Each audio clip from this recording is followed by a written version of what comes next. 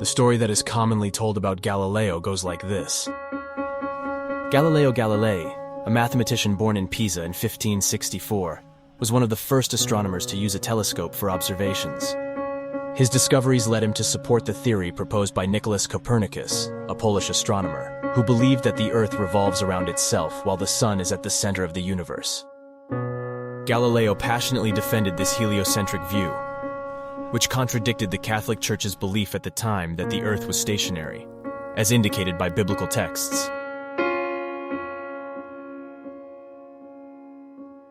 At the age of 69, Galileo was accused of heresy by the Inquisition, put on trial, and forced to renounce his views under the threat of torture and death by burning. He remained under house arrest until his death in 1642.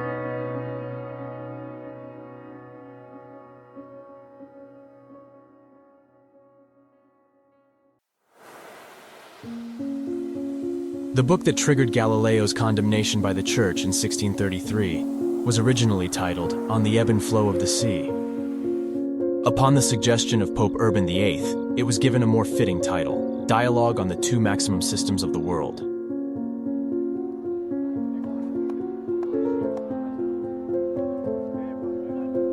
The Pope and Galileo had been friends since their early days, when they discussed Copernicus's ideas in Rome in 1611. The Pope, being a skeptic, didn't believe that humans could fully comprehend all the secrets of the cosmos.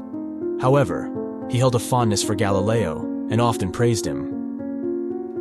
When granting permission for the book's publication, Urban VIII asked Galileo to present both theories about the Earth merely as hypotheses. Representatives of the Inquisition reviewed the text, requested changes, and recommended its publication.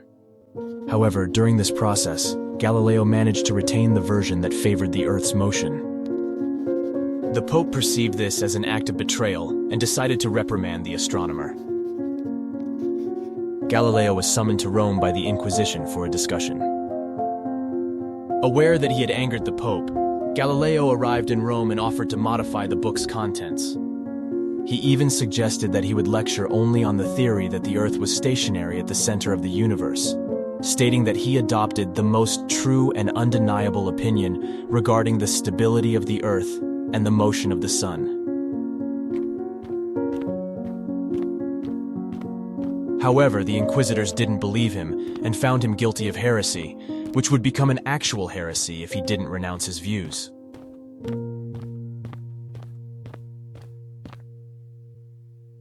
He was sentenced to house arrest at the headquarters of the Holy Office and subjected to a rigorous examination of his beliefs, which implied potential torture. Copies of his condemnation were distributed to churches across Europe, leading to the widespread belief that Galileo had been tortured and imprisoned.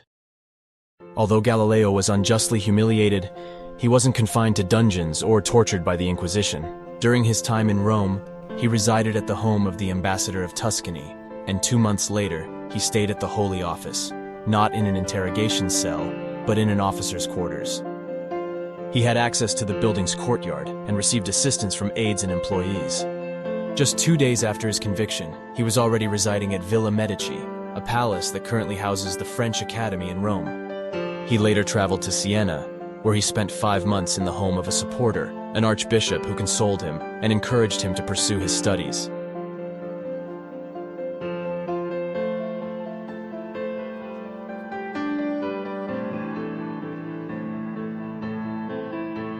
It took centuries for the Church to acknowledge the injustice it had inflicted upon Galileo.